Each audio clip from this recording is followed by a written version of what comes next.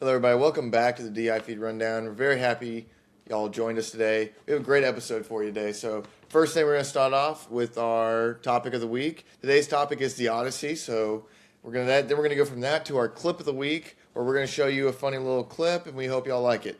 Then, due to popular demand, Daniel Richardson is joining us again today, talking about Baylor football. Then, we're going to have a funny little comedy segment that I am very excited to show y'all. Then we're going to end it with some updates around DI Feed. We changed some things this week, and we're going to close it out with our quote of the week. So stick around, and let's get into it.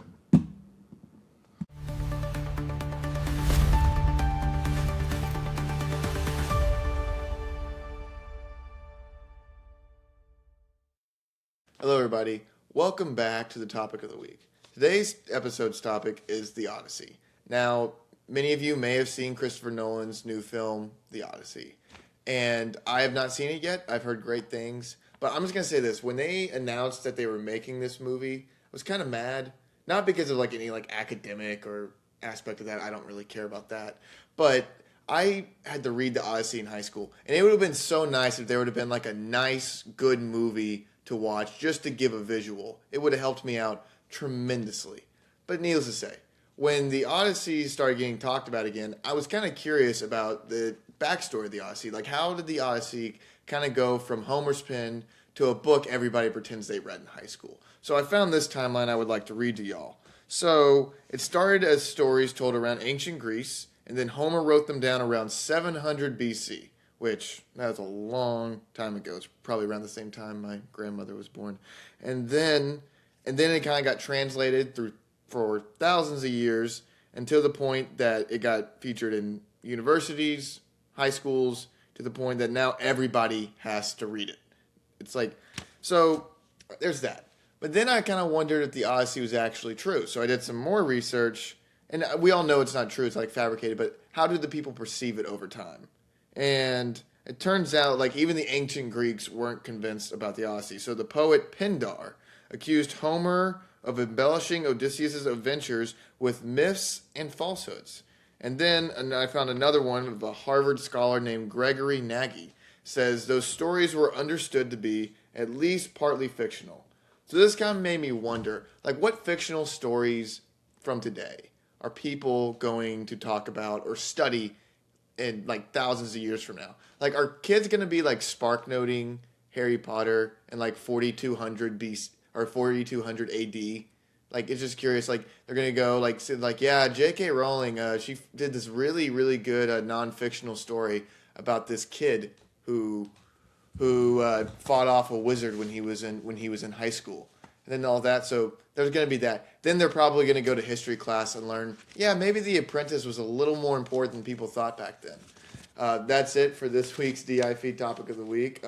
We enjoyed writing this. We hope y'all enjoyed it. If you have a perspective on the take, let us know. Have a great week.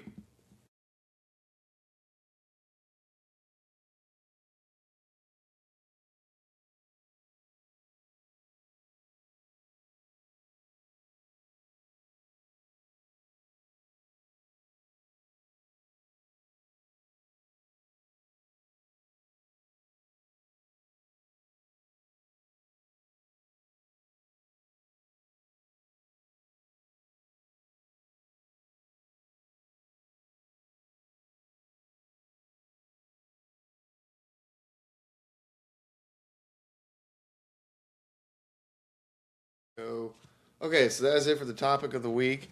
Now we're going to move on to our clip of the week. Now, I found this very funny clip this week of a pilot who was flying during the World Cup match last Sunday and falsely telling the passengers who won the game. So we're going to roll the clip for you here right now. Los dos equipos lo han dado todo, pero la final de un mundial lamentablemente solo la puede ganar uno. Desde aquí queríamos dar la enhorabuena a nuestros compatriotas argentinos.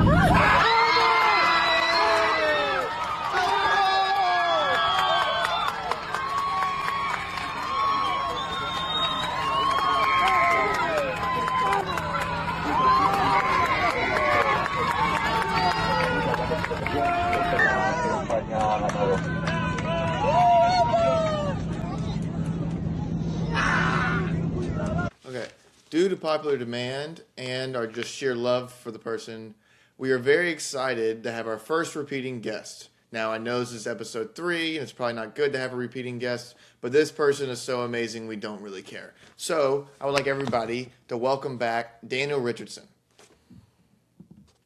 Hello, everybody.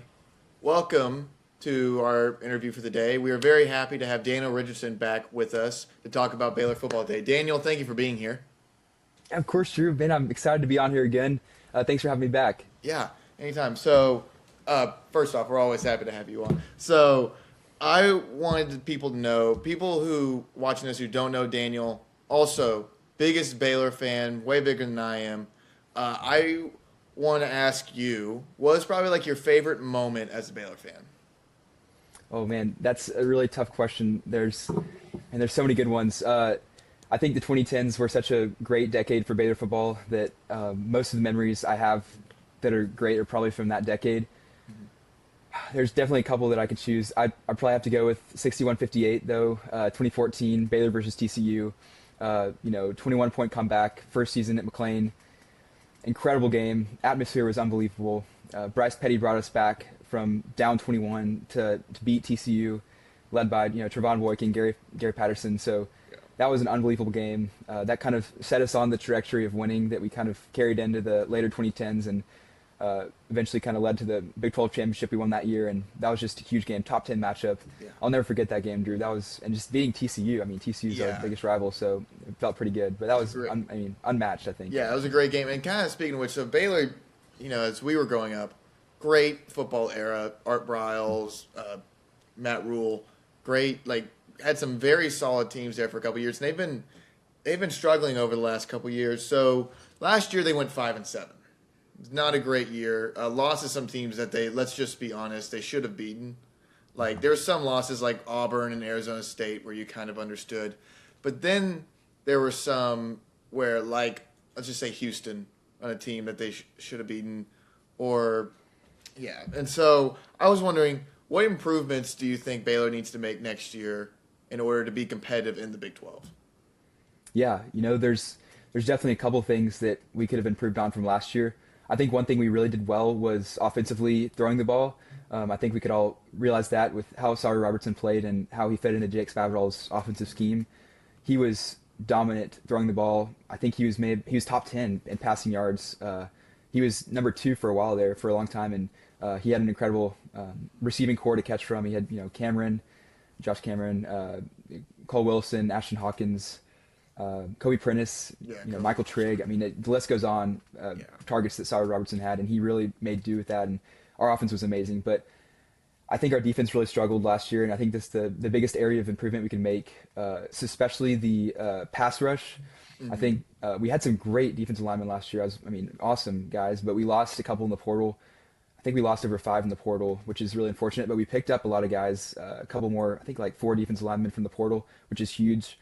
We're returning Devontae Tesno, Kyler Jordan, some of those guys who can really bring the pass rush. So that's big time. But Joel Klanderman, the new DC, is going to come in, I believe, and he'll really seek to rectify those issues. I think the D-line is going to be the first thing he's going to address, hopefully. And I think that should be a big area of improvement this year. And that's an area that will help us become more competitive this year. Yeah, well, I agree with you on the defensive line because last year, if you look 2 games that were very critical to me, or the Auburn and the Utah game, where anytime they wanted to run the ball, they could. And it was like we had no say in it whatsoever. So I think about that. So speaking of which, Dave Aranda, it's pretty obvious he's on the hot seat this year. Actually, not even on the hot seat. The chair's on fire. He has to find a way to get some. He has to find a way to get some water quick. And so, what do you think Dave Aranda needs to do in order to even just keep his job, but also to get the fan base back in excitement? Because people last year, being in that stadium was a pretty depressing feeling later in the year, and a lot of students weren't going, a lot of alumni weren't going. So what do you think Baylor or Dave Aranda needs to do this year to get it back? Yeah, Drew, you're so right about the stadium last year. I was just very discouraged. I know you and I both went to every single game, and I was discouraged with the turnout there. And Baylor fans are faithful fans, but I think that we could have done a much better job last year, and I was discouraged. So I'm hoping that we can show our team how much we care about them this next year. And I really feel like the new athletic director, Doug McNamee, is doing a great job of enhancing the fan experience. But like you said, it all starts with Coach Dave Aranda. And personally, I'm a fan of Dave Aranda, and I'd like to stay loyal to him because he brought us one of the greatest seasons of Baylor football history. I know that was a couple years ago, but I still think he's a good coach. And I think, first of all, I think record-wise, he's going to have to win 8 or 9 games, 7 to 8 to 9 games to stay head coach at Baylor. I think he's going to have to go to a bowl game and potentially win that bowl game. So I think that's the bottom line. I think, first of all, become bowl eligible is a big deal for Dave Aranda, and I'm really hoping that he can do that. I believe he can. I think he's brought in a great defensive coordinator. He has Spavital, who's incredible. We have some exciting new players coming in, so I believe he can do it, and I'm cheering for him with all my heart. So Yeah. we'll see, Drew. I think that the record is the first thing, and I just think that returning to Big 12 prominence, if we can just be competitive in the Big 12 and show each team that we have a chance, every single week we go out there on the field, that we have a chance to win the game or at least be competitive with teams that are considered to be better than us. I think that's how Dave Aranda can retain his job. And I would like all fans to realize that, he loves the team very much, and all the players, from what I can see, love him. And so I want the best for him, and I'm just hoping that he can turn it around here. And Yeah. we'll see, Drew. We'll see. So yeah, on top of that, so I'm going to go through Baylor's schedule with you, which there's nobody I'd rather do this with than you. So Thanks. First off, Baylor plays Auburn in Atlanta.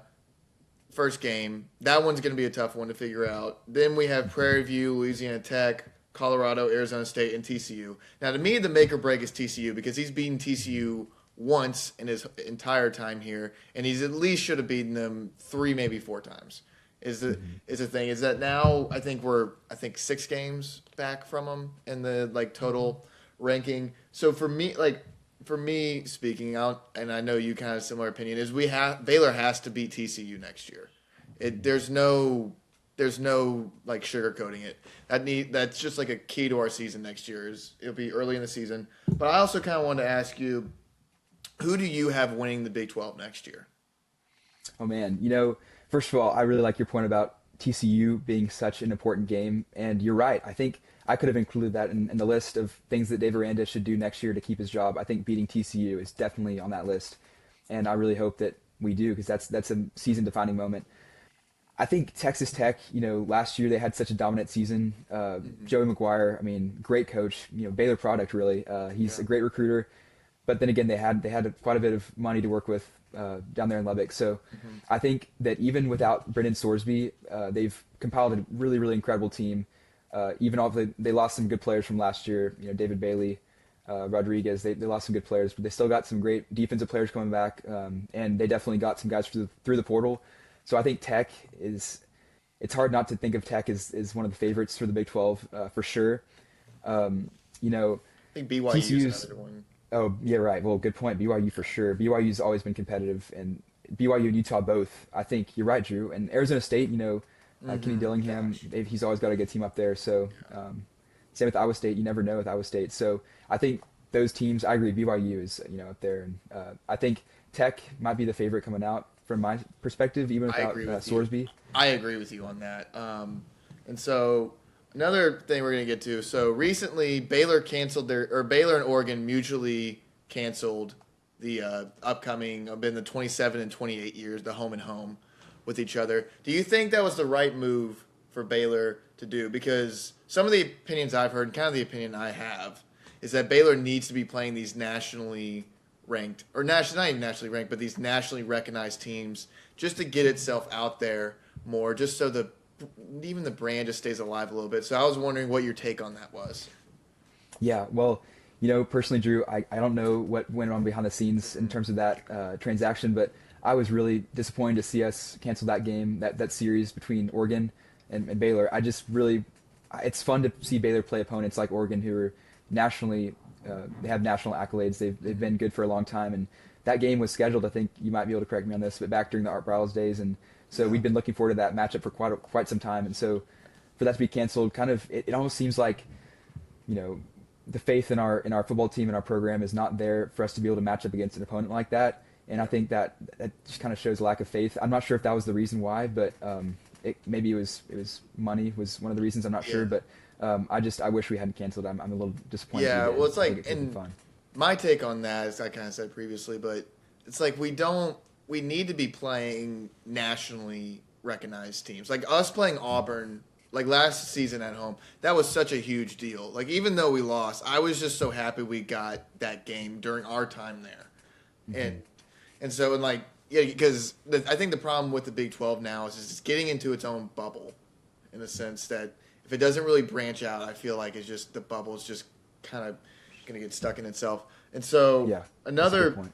kind of another question I have is so Baylor this year, I think so the defensive wise with Joe Klanderman, they've gotten a bunch of new defensive transfers in. And from what I've heard, it seems to be going smoothly, and then also the addition of Lagway, which we haven't even talked about, is going to be a huge deal. I was wondering, do you think that Baylor? So as we kind of talk, do you think that defensive line is going to be able to hold up against a strong running opponent, or do you think it's going to have some aches and bruises?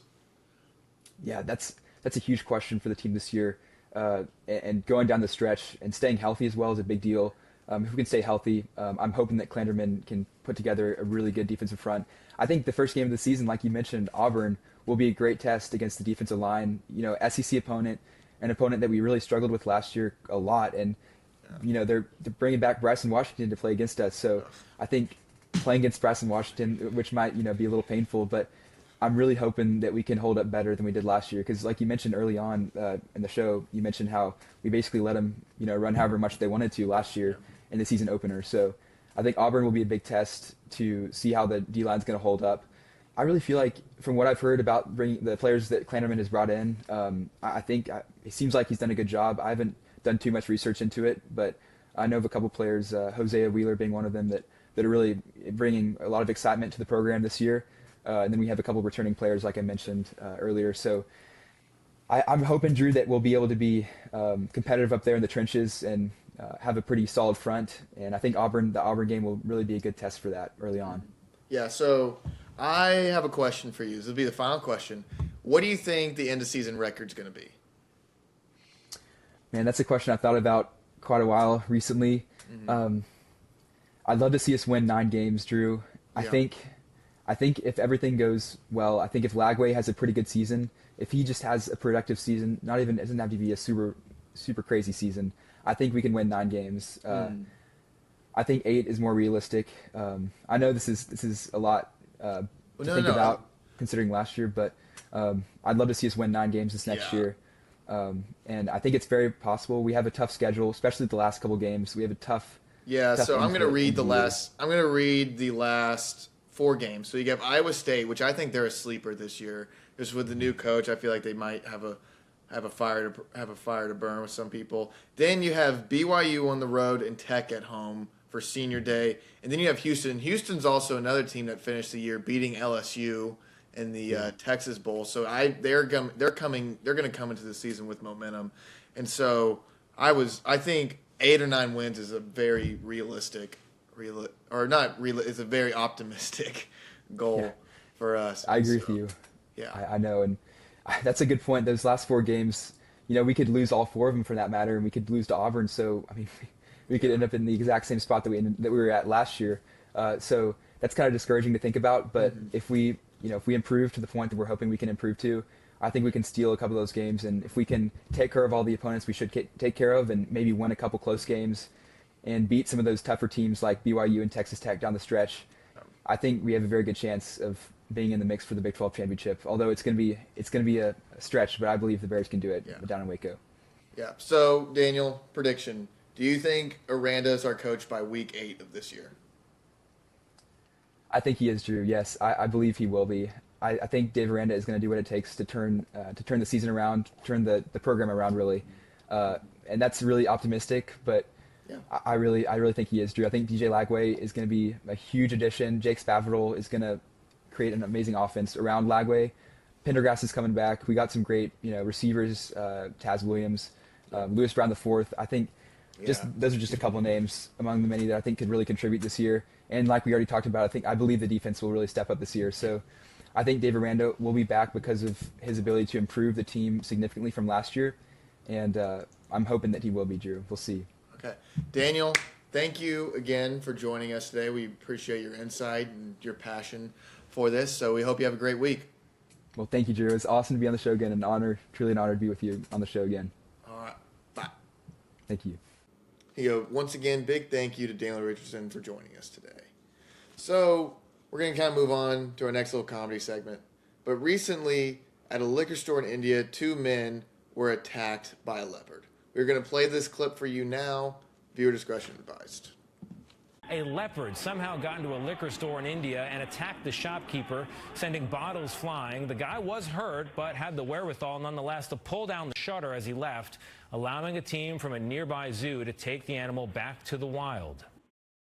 Hello. As you can see, I'm wearing a suit, which means I think this is important enough to wear uncomfortable clothes. Recently, at a liquor store in India, 2 men were attacked by a leopard who came in.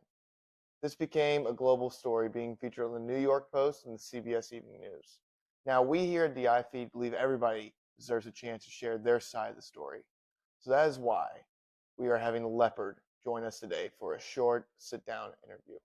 Leopard, thank you for joining us. Thank you for having me, DI. I would first like to make a public statement and apologize to the victims and their families for my actions on Sunday. I was trying to buy some vodka for the World Cup final with my boys, Leo DiCaprio and Genghis Khan, to watch the World Cup with them, which was a horrible game, by the way, but needless to say, I apologize for my actions. So I have to ask you this. What sparked that reaction within you that led you to attack the 2 workers?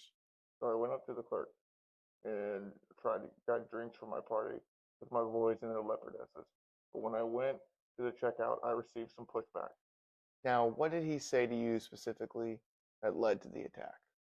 I went up to the clerk and he immediately said he couldn't serve alcohol to animals. I asked him why.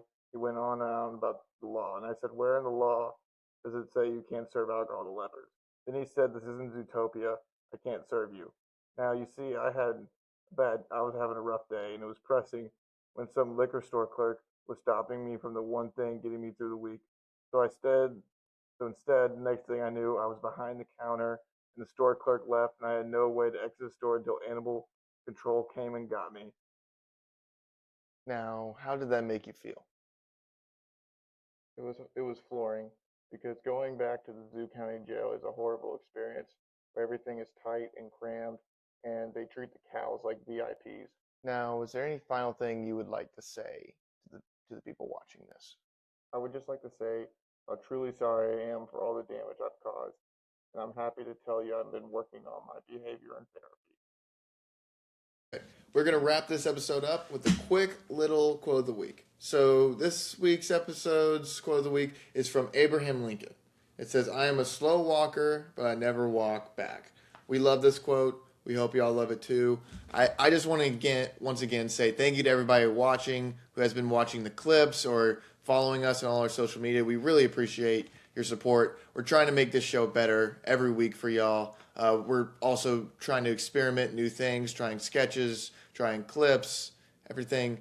I just want to say how beyond grateful I am that all of you have interacted with this in any way. A lot of my friends and family too. So thanks again to everybody. Have a great week, everybody.